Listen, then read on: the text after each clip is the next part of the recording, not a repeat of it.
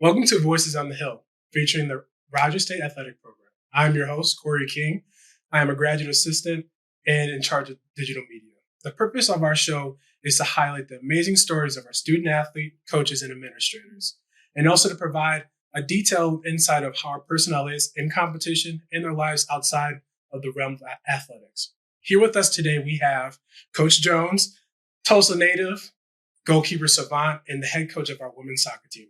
Coach, I appreciate your time. I appreciate you being on the show with us today. How are you? Doing well? Yeah, I mean, relatively speaking, obviously not melting it here, in the media room. But the walk over here was definitely was tough. I mean, walking into that furnace is absolutely crazy.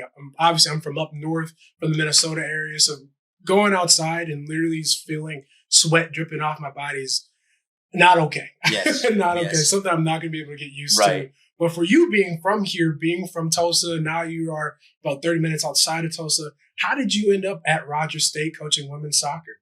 Yeah, it take me back to all the way to the start of my career. Graduated from the University of Oklahoma, and at the time, I didn't know what I wanted to do. So my girlfriend at the time, now my wife, suggested looking at the college coaching gig, Okay. and I said, why would I want to do that? Because my goal was to always be a high school teacher and a coach. Okay. That was always going to be that was it. That's what I wanted to do. She's the one that kind of pushed me to do the college gig. I said, why not? Let's just take a chance. So I applied for a bunch of jobs. Ended up in Hays, Kansas. Okay. At Fort Hays State. And that kind of got me started into this game a little bit. Kind of came into a team that just came off a championship season, went to the national tournament, all that stuff. And then kind of had a turnover of roster a little bit my first season, but then kind of got to really dive deep into the coaching stuff as far as that goes, and then able to get my master's on top of it. So kind of be an assistant and get my master's degree with that.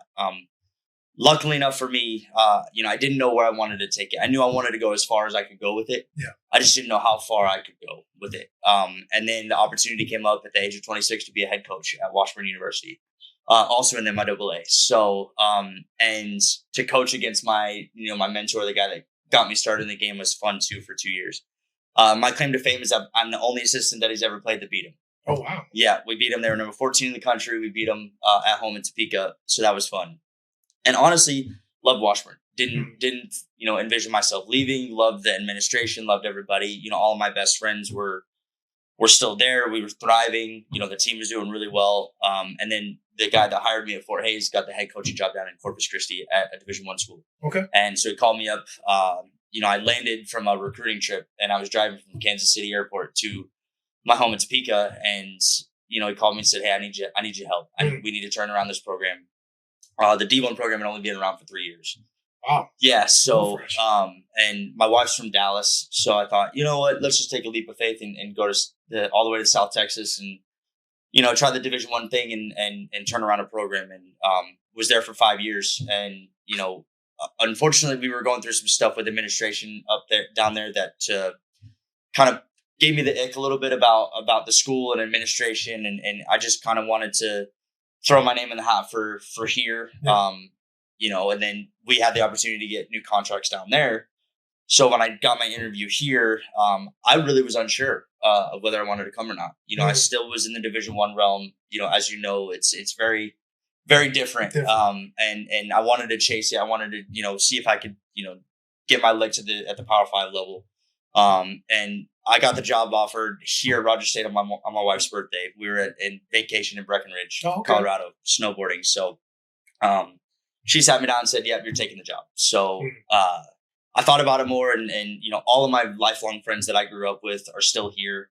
I know still a lot of people in the community here, and people know, like, that I've talked to know, and the person that really modeled my kind of drive to be a teacher and a coach was my high school coach. And that high school coach actually left to start the programs here at Rogers State in 2007. So to kind of work alongside him is kind of been a dream come true. So in the end, it was kind of a no-brainer. I was just kind of in my own way about everything. So that's kind of how I got started and why I'm here at Rogers State. You touched on a lot of different things. And I think I want to drive this conversation into the difference between the Division I and Division II level. I think that, there's such a people just miss that there is a gap, but there's not that big of a gap between the level of athlete, level of competition. Obviously, basically, the bigger the human being. And so I just want you to touch on, for soccer, for women's soccer in general, what's the difference between our Division II level and that Division I level that you're at? Well, really, it comes down to really two things: is the amount of scholarships that you're able to offer. At Division I is 14. Okay. If it's fully funded. Obviously, if the program is fully funded, it's 14 scholarships, equivalency wise, and then here at the Division II level is 9.9. So that's a huge difference, right? So your money can go a lot further.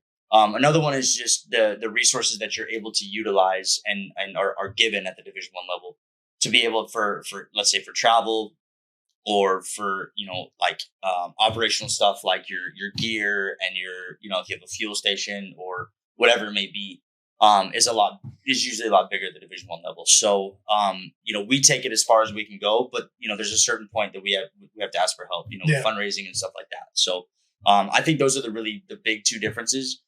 And then when girls or athletes especially just look at sports, right, they see, the big time D1s on TV and all that stuff. Luckily now at the Division I level, most of or not all of the Division I women's soccer programs are on ESPN Plus. Oh, okay. Which is kind of cool. So everybody's getting exposure that way. So it's again another platform that allows them to be kind of in the forefront. So girls are able to see that more often. Which means that it's in their mind more than say Division II, right? Regional university, they'd rather sit at home and watch a game on ESPN Plus than go out in the heat and watch a live game. So, which I don't blame them, especially right now. So, toasty out there. Yeah, exactly. So I think the two big differences are the opportunity for scholarships, and then just the funding. Okay. And that has no fault to do of any of the Division II programs because there's some Division II programs that have very, very good funding. Yep. And there's some Division I programs that do not have very good funding. So I think for most across the board, it's just really the funding and the name of Division I. That's what makes the biggest difference. Yeah. Interesting.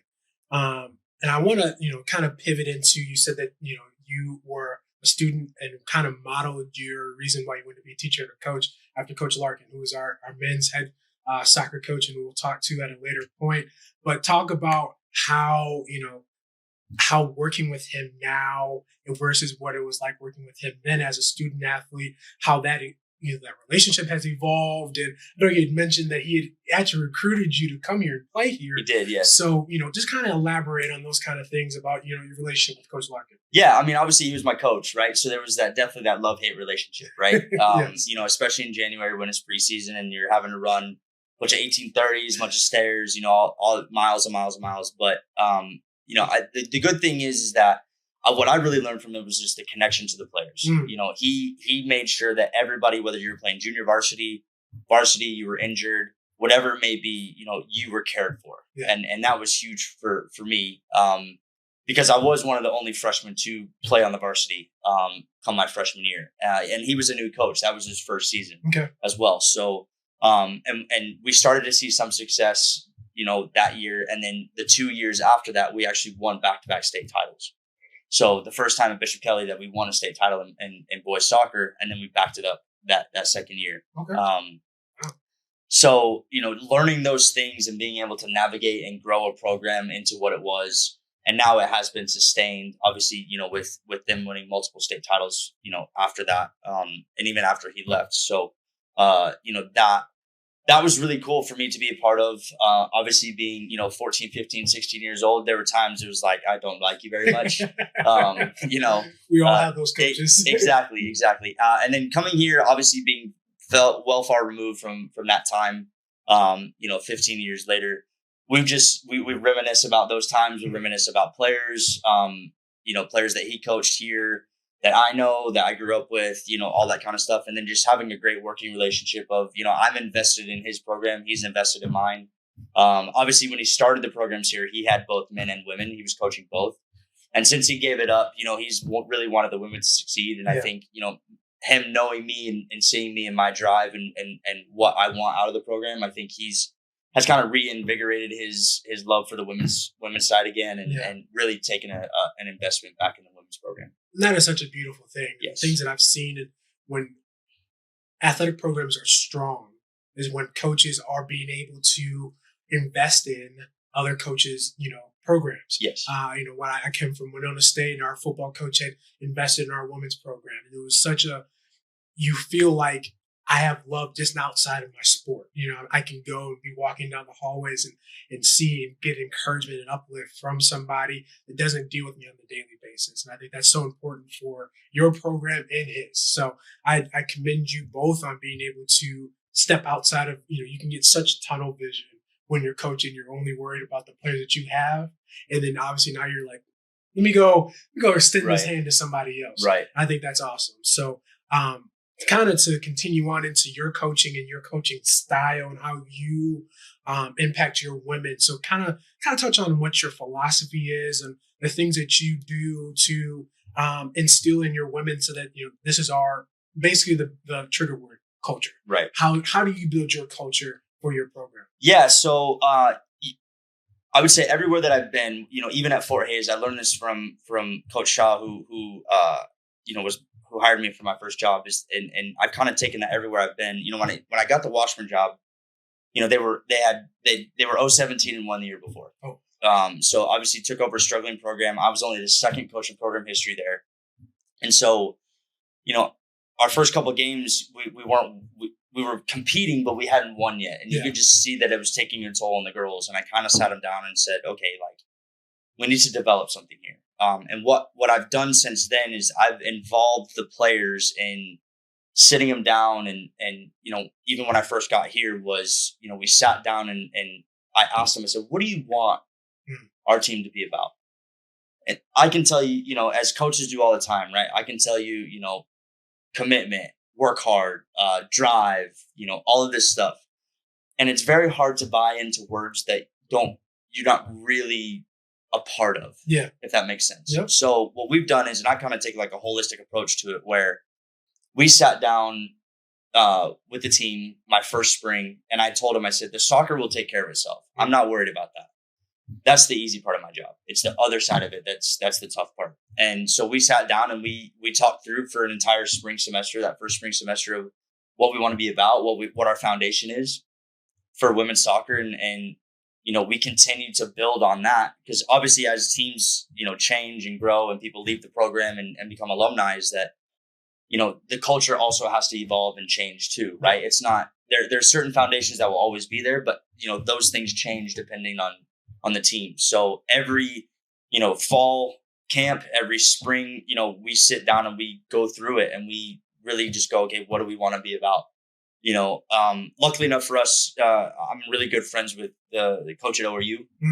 And he put me onto this consultant that came in and for 3 days kind of sat and embedded himself into our team and kind of helped me grow and see things that I may not seen, and kind of helped us go deeper into our culture and what we want to be about. So that was huge for us too. And it's definitely changed our mindset for sure. But, as a team, we kind of came up with set and are continuing to grow that foundation of what we want to be about at Rogers State. Okay. Yeah. And then what are your words, the things that you're working on this year? What is the 23-24 women's soccer team? What is their culture this year? What is the thing that you're building? Yeah. So, we have 3 pillars. So it's passion, respect, and family. So, but within those, with respect, you value everything that you do, right? You're not going to buy something that's nice and not value it. Mm-hmm. So, with respect, you got to value everything that you do,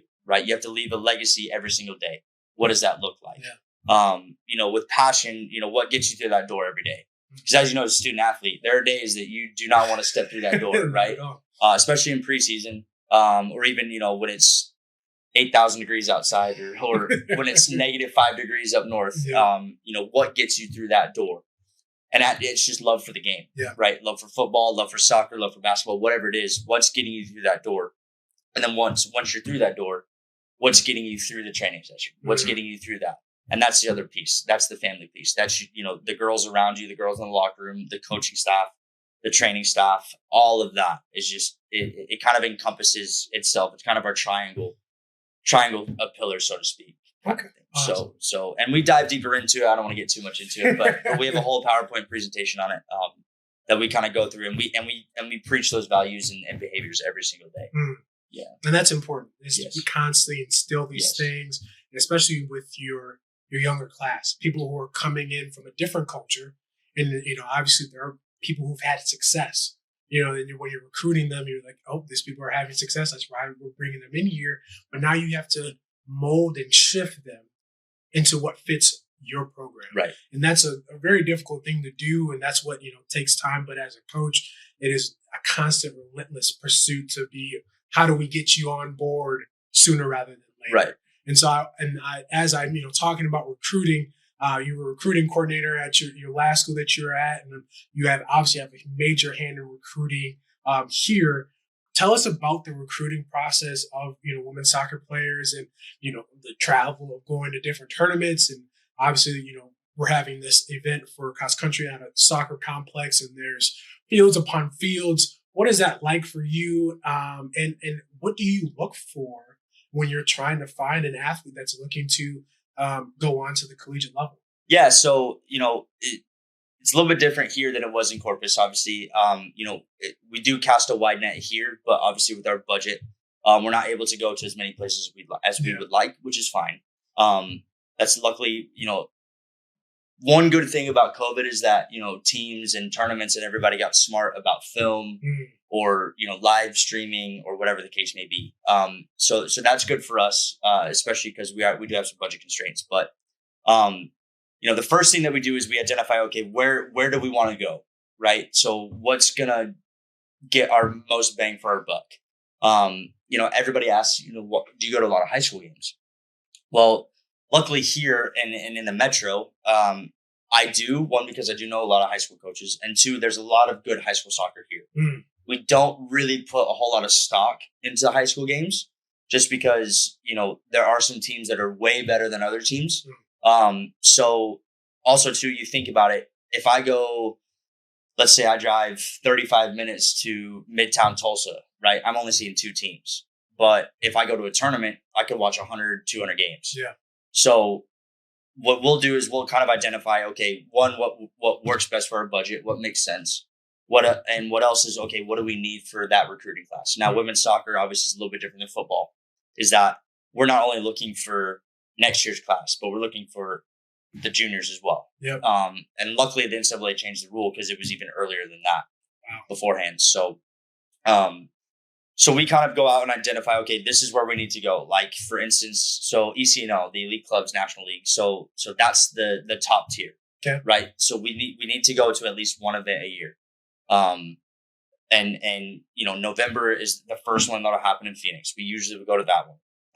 And then, in February, there's one in Texas. We'll go to that one as well. And then depending on how we look there, we may go to some other. And then there's some big regional tournaments like in St. Louis and Dallas, sometimes here in Tulsa, that we can drive to. So first we got to figure out, okay, where we're going to go. Yeah. Once we get to a field, we have kind of these set parameters that we look at. And we do things a little bit different. So instead of recruiting, say, like positionally, it's more of, can we just recruit the best players we can and just figure it out from there? What formation we're going to play, all this kind of stuff. Because I don't want to miss out on a good player just because she doesn't play the position we need. Right. So instead, say we, technically we need a left forward, but this girl plays center mid. Well, we're not going to recruit her just because she doesn't play left forward. Right. If she's a good player, we're going to recruit her. Right. Now she can still tell us no, which is fine too. But we have these set kind of parameters that we look for in each player every time we sit down in the field. And then if those check off, then it's, we try and talk to them after the game. If we can't do that, we'll definitely reach out to the club coach, find out more about them. And then, try and get them on the phone, see if we can get them on a visit at some point, and then just kind of go from there kind of thing. Okay. So that's kind of how we operate in the recruiting realm. And so with the recruiting process, I know that each sport is different in terms of when do they commit. I know, like for me, for football, I didn't commit until a week before signing day. Yeah. So, and then I know that for some women's sports, they're committing the summer before they even play their senior year. So when do you try to get, I need this girl to commit? At what point do you, look at that? Yeah, that's a tough question because I don't know. Everybody's different. It depends on when we initially start the recruiting process. Okay. And how many visits have they already taken? How many do they still want to take? Say for 2024, we had them on campus back in February. We don't want to be waiting around, in August waiting, do you have an answer? Right. So it just depends on when we start the process with them. Yeah. And, we don't want to have them feel rushed either. Yeah. Like, even though they may not sign in November, that doesn't mean that they don't want to sign, kind of thing. So it's just, everybody's different. So, timelines are hard. There really is no hard deadline with us. It's just we feel it out with them. Are they ready to commit? Are they not ready to commit? Do they need more visits? Do they need more time to think about it? All that kind of stuff. Yeah. So everybody's different. So it's hard to put a hard timeline on everything. I can see that. I can understand that. Yeah. I want to kind of touch back towards, philosophy, but more moving on into leadership. Yeah. And how important leadership is into the development of your program, but also the leadership on the field, leadership off the field, because coaches can only do so much. Yes. We can only talk, yell, scream, and be like, I need this to happen. Yeah. But you need players to be able to step up and be your right hand and be the reinforcement of what you're trying to say. And so, what kind of leadership development do you do? And does that play a part in the kind of the recruiting that you do as well? How do you see that? How does that translate? How do you feel that presence off of somebody? That's a natural born leader. I need that person to be here so that they can help me build my program. Yeah. So, we kind of went through a transition after last fall of, we graduated 3 captains and we didn't know kind of where we were going to go. So I told the girls, I said, I'm going to give you all spring. This is kind of your proving ground. Yeah. And at the end of the spring, we really didn't have an idea yet. So, I sat everybody down over the summer and said, hey, the first week or 2 of preseason is going to be a proving ground. And, by then 2 to 3 girls really stood out in our minds. And there was probably, 3 or 4 more that were we were on the fence about. And so, we ended up choosing our captains, and then we have a leadership group as well. And I meet with them once a week. I meet with the leadership group once a week to kind of go over, one, how are they doing as people? Yes. To make sure that, one, they're not overwhelmed with the responsibilities that they're trying to do.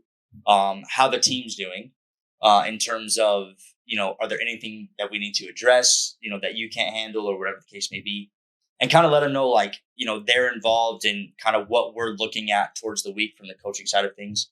So that way they can go relay the message to the girls, and make sure, for me to grow leadership, you have to be trustworthy. Yeah. And to be trustworthy, you have to be transparent. Yeah. So I don't hide anything from my players. For the most part, obviously, scholarships and all that stuff, they don't need to know. But, whatever's going on in terms of training or what's going on with the coaching staff or, what we're thinking of starting lineup wise or anything like that, they will be in the know. Yeah. It's not a surprise to anybody. They know well in advance, any of that kind of thing. Yeah. If anything arises as far as, stuff off the field that needs to be taken care of from my point of view that I need to step in and do, we call it circle the wagons, where we try and keep everything in-house and I make sure that I address it and I take care of it. That way, I can go to administration and say, hey, it's already taken care of, any of that stuff. And the girls have really responded that way. They trust me. If anything does happen, that, I'm the first one that they tell, first one that they call. So I think that type of the way I've kind of groomed that leadership and that trustworthiness has allowed them to be more open to trying new things and leadership styles off the field. And now that they've kind of figured it out, it's been a lot easier for them. Because I do put a lot of responsibility on them. Because like you said, I can only do so much. And I don't want to be someone or a coach that is meddling in everything in their life and stuff like that. So that's what I need the captains to do, or our leadership group to do as well. So they will know more about any of that stuff that's going on off the field than I would, which is what I want. Unless something is major that needs to be taken care of, that can come to me, or one of my assistants can take care of it. So, I put a lot of responsibility on the players' shoulders to allow the leadership to take care of that. And again, that all comes from our culture and our foundation of we are a family. We have to trust each other, and we have to respect the fact that these players were put in this position for a reason. Yeah. And we need to trust the coaches that they know they have not only the coaches' backs, but their best interest at heart. Yes. Kind of thing. So, And you touched something, trust. Yes. Is so important. Yes. And especially with your leadership, but especially with your coaches, being able to come to you when there is a problem. Yes. That is the hardest thing to do, because obviously we as student athletes are trying to, make sure, hey, you can trust us. Right. But for us to know when we're at our weakest moment to be able to go, I can't handle this problem anymore. How can I need help. Right. And be able to reach the hand out to you. But also I want to touch on trust and being a male coach in a women's sport and being able to build that trust because of just the way that the world works.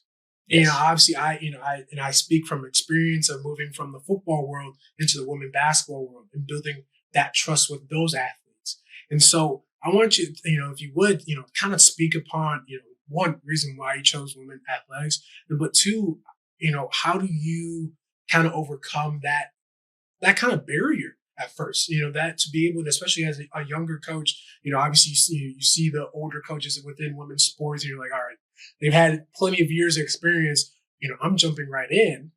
How do you get them to understand that I am here for you. I am your ally. I'm your friend. I'm your coach. I'm, your support system and all of the above. What kind of tactics do you do to accomplish that? Yeah. One, I chose women over men just because there was a lot more opportunity on the women's side because of Title IX. And then two, you just get to know them on a deeper level than just the sport, they're not just soccer players. And if you get the right response, they will be a part of your life for the remainder of your years here. Yeah. So for me, that was one of the main two reasons why I chose the women's game. And some things that I do to kind of create that trust is, one, they could just they know they can walk into my office at any point. I've had girls over the years that come in and just start talking and I just, you just listen. Yeah. And then they walk out. I've had girls come in and have panic attacks. All of these things have happened in my career. And the biggest thing is in the women's sport is, and I don't know if you picked up on this when you were at women's basketball, is women in sports always want one question answered, and it's why. Why are we doing this? Why is this happening? Why is this going on? If you can answer that straight away, that will automatically create that trust. Yeah. And once you keep doing it over time, that trust grows stronger and stronger and stronger to the point where, now I still answer the question why, but they already answer it for themselves. And then we do weekly meetings, I guess not weekly, but we do meetings every 2 to 3 weeks with the players individually. And we just check up on them outside of soccer. Yeah. We don't talk soccer at all.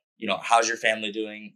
How's school going? How's your roommate situation? How's the financial situation? All of this stuff. If it does get to soccer, that's great, but we don't bring it up. Right. So again, that creates that rapport of you can come into my office and we can literally talk about anything. Yeah. And I just genuinely care about you. Not just like, okay, I need you to go win me games. Yeah. I just genuinely care about you as a person. Yeah. So I think that also breaks down that barrier of, well, coach is scary, which, yeah, I mean, there's going to be that fear factor a little bit. I am the head coach, which I understand. But also, too, they can also kind of get to know me. My family's around the program as well. So, my wife helps out with the program. They, since my son's been born, they've seen him grow already and all that stuff. So, I think them kind of seeing into my life and my world as well. I also don't coach club soccer. So my sole focus is on this university. Yeah. And they know that and anytime if they call me, I'm 12 to 13 minutes down the road. So they know that I can be here at any point as well. Yeah. So I think that gives them a little bit of comfort as well. 100%. Yeah. And I love that you pointed out the why. And actually, I kind of want to, expound upon that. I think it's changing, evolving just a bit. As I was finishing up my football career, that was a lot more of a question coming from the men athletes was why? Yeah. Like, why are we doing this? But another piece of what I found within women athletes is the confidence. But not only just on the field, but off the field. And something that I took that I, encouraged I didn't really encourage it more. It was more of a forced thing to do. But I had a group of athletes that I had them do 3 affirmations per day. And had them, they always had to come to me after practice, tell me one. And at first it was real basic. Yep. I'm strong. Yep. I can accomplish hard things. And then by this last one, a girl that, she, grew so much over the spring, she was like, I'm this and I'm that in front of not only myself, but the head coach and assistant coach, but to be able to see them grow confidently. And especially I'm sure once you get them young, they're nervous, timid, not trying to step on anybody's toes. But when you get to see them at the end and they're taking command, taking in charge, leading on the field, that is such a powerful moment, for us as coaches. Definitely. And so, kind of pivot that into, my next question for you is, what is the thing that gets you out of bed every day to come and coach? Because it's a lot. You're constantly compliance. You got to deal with whatever's going on the field. You got to make sure you got a good plan. You got to scout. Not only you got to balance your family. How do you, what helps you, 6 a.m., I need to go to the office. What helps you get out of bed? I just love this game. Like, I love the game of soccer. I talk to my friends all the time, that have desk jobs or work remotely from home or whatever the case may be. And they are always jealous. Now, they also say, like, you never have time, which is, it is true, but I also do have time. I do get to see my son. I get to take him to daycare every single day. I get to see my wife as often as I can. So, for me, I just don't see myself doing anything else. Like, I don't see myself sitting at a desk for 8 hours a day, Monday through Friday. That's just not who I am. Yeah. And for me to be able to do this, like, I wake up every day, blessed that, and thanking God that I get to do what I do every single day. Yeah. And yeah, there are days where it is stressful or it is hard, but also at the same time, for an hour and a half, 2 hours every single day, I get to just focus on the game of soccer. Right. And that's what I want to do for the rest of my life. Yeah, that's a beautiful thing. Yeah. Absolutely beautiful thing. So I want one last question about sports. Yeah. What is actually I may have 2 more questions. Just checking my notes there for a second. What's your favorite memory of being a coach or even as a player? What is your favorite memory about being around the sport of the game of soccer? Oh gosh, favorite memory as a coach.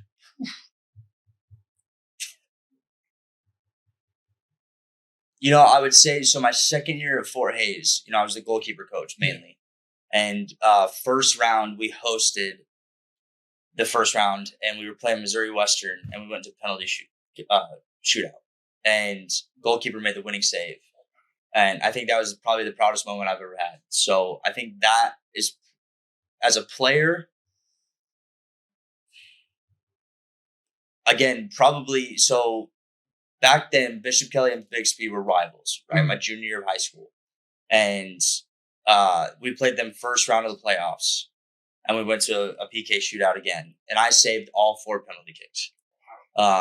And ironically, the last one, I jumped the line early, so I had to retake it. And I was like, oh gosh, here we go. He's going to score. We're going to have to keep going. And he missed the goal completely. So I think for me, that's probably my proudest moment from a player standpoint. Because that kind of led us on the run to win a state championship. So those 2 memories always stick out in my mind. But there's countless others that, I can envision that just, there's a highlight reel of positivity and celebration that there's too many to go over. Yeah, it's hard. Yeah. It's hard to, especially when you've been doing this for so long and have so many memories and on and off the field, and when you're traveling, all that kind of good stuff. But I was just looking at your bio and got to the end, and I didn't realize that there were so many licenses and degrees and coaching diplomas for goalkeeping.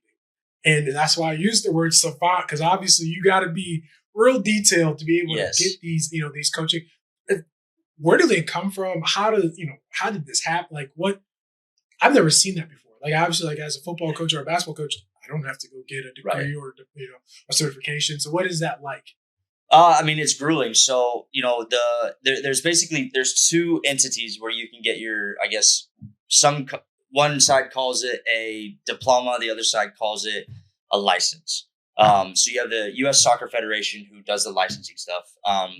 And as you go up, so now I think they call it grassroots, and then you go into your D license, your C license, your B, your A, and then your pro license. So that side of it is more for like the club side of it, or if you want to get into the national game, all of that stuff. And it looks great, obviously, on a resume. So, I started that way back in the day here. Again, I knew I was always going to coach. So I kind of started early with that stuff. And then there's a wait period after every one that you do, right? And then they revamped the whole system. So I finished my B back in 2018. And man, was that grueling. It was a 8-month process. And I had to fly to Kansas City 3 different times to the National Center to do that. Now, on the other side, the United Soccer Coaches side, which kind of does our national rankings as well as the NCAA, but the United Soccer Coaches, they do like their diploma system. So they have other diplomas as well. Like they have, all of these, like they call it advanced national, premier, all this kind of stuff. They're the ones that really started the goalkeeper side of things. So that's when I was in Hayes, I was like, well, I know I'm going to be a goalkeeper coach. So let me like hone in my craft a little bit. So I went and got those 2 diplomas. I thought about getting my advanced national diploma. Just could never find the time. Yeah. I still want to go do it. Just got to find the time to do it. And then, it's just, I don't know why they started doing this or what the reason was, but it's kind of in our soccer realm, it's, I have a B license, so I'm kind of looked at as, kind of somebody that knows what they're talking about kind of thing. As you kind of go through it, the higher you get up, whether you go A senior, pro, whatever it is, you just learn more, you get more insight, all that kind of stuff. So I'm done. I don't want to do anything. I don't want to go to do my A or anything like that. I may jump on the other side. I may go do TOVO, which is a whole nother thing. You can go overseas and do your like FIFA licenses or any of that stuff, UEFA licenses. So there's a lot of avenues where it's basically just like, I guess, development. Yeah. Professional development in a way. Okay. So that's kind of what all that stuff is. It just takes a little bit longer than a conference that you go to for a week or a weekend. Yep. You are fully engaged for an 8-month period. That's a long time to get a license. But I do want to just pivot to life off of sports. We are human beings too. I think people forget that outside of when you just come see us on the football, on the field or on the court or wherever you're at. We go home and we have to separate ourselves from the game. So I just want to, ask you, like, what hobbies do you do? What is Coach like when Coach when he puts his hat down and is at home? Yeah, so I mean, at home right now, I got a 6-month-old, so that's pretty much my hobby. He's about to start crawling, so it's going to be a full-time thing. Most definitely. Really, just hanging out with him. Trying to see my lifelong friends as much as I can. Because I've seen their kids grow up. I've been a part of their kids' lives. So just hanging out with them. My best friend Zach has a pool, so we go over there a lot just to hang out. I play golf a lot whenever I have the time. I like to think I'm good at golf, but my score says otherwise. But I just enjoy the game. I know it's frustrating for a lot, and it's fun because I'm not good enough at it. I still have to work at it. Yeah. And a bunch of my friends, so once a month, we get together and we go out and play the casino. We call it the Catoosa Classic, and basically have bragging rights for an entire month for the winner. And one of the guys made little bag tags, and one it gets so competitive. It's awesome that one last summer, my partner and I, we were in a playoff hole, and my putt was one rotation away from sinking for us to win it. Ugh. So we ended up tying the hole, go to the next hole, and I put my hands on my head, squatted down, and somebody took a picture of it and made a bag tag out of it. So I'm ever immortalized in the Catoosa Classic. So I just like being around my friends and kind of not talking work and whether it's reminiscing or hanging out with their kids or hanging out in the pool or going out to eat or whatever. We go to comedy shows at the Looney Bin all the time. I like watching college football. I'm a big college football guy. So on Saturdays, I like to watch college football from the time we're done here to, late at night. Who you cheering I'm for? a big Sooner fan. Oh, okay. Yeah, graduated from OU. That's where I met my wife, and huge Sooners fans. Gotcha. Roughly last year, but looking to Yeah, bounce back. hopefully. Yeah, we better anyways. But better than orange, the color orange on both sides. So, but no, we my wife and I enjoy watching sports, especially on Saturdays. And then, that's really it. I mean, I'm a pretty easy guy, to be fair. I just enjoy anything. Yeah. Really. So That's awesome. I'm going to take you back to when you were a wee lad. Okay. What was your dream job then? What did young Chris want to do? Oh, I wanted to be a professional soccer player. Oh, that was the goal. The goal was to be a professional soccer player or a firefighter. Oh, yeah. Okay. Yep. And why a firefighter? Obviously, I get the dream of being a professional soccer player, but why a firefighter? I just thought. I mean, I like the color red, and watching the guys in their uniforms and strapping up and getting to ride in that cool truck. I mean, it was just one of those things. And yeah. As I got older and figured out the demands of it, I was like, nah, that ain't for me. That ain't for me. We're gonna take a pivot from this one. This is not the thing. Exactly. So those are my two big things that I wanted to do. Okay. Yeah.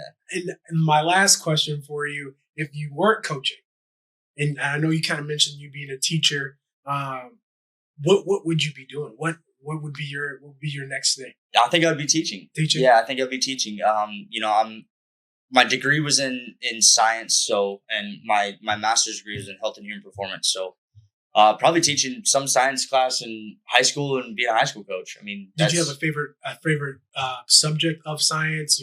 Yeah, I really liked biology, zoology, anatomy, those types of things. I'm a very photogenic person, so I see something, I kind of understand it. And obviously, cutting things open is kind of fun too. Yeah. So, but yeah, I think it'd be biology, zoology, something like that. Yeah. Yeah. Well, Coach, I am so grateful for your time. For our first episode, you have gave us such great insight on your team, your personal life. Do you have any last thoughts for the RSU community? No, this was fun. Make sure you come out and support us this season and future seasons from now on. I'm high energetic on the field. Yeah. So as some can attest to it that have been here and seen it. So we like to play a fun, solid soccer. So come out and support us. First game? September 7th. September 7th. Here? Here at home. Here at home. Yep. Here at home. We hear it first. I'm Corey King, your host of Voices on the Hill. Thank you so much for joining us. Have a fantastic time.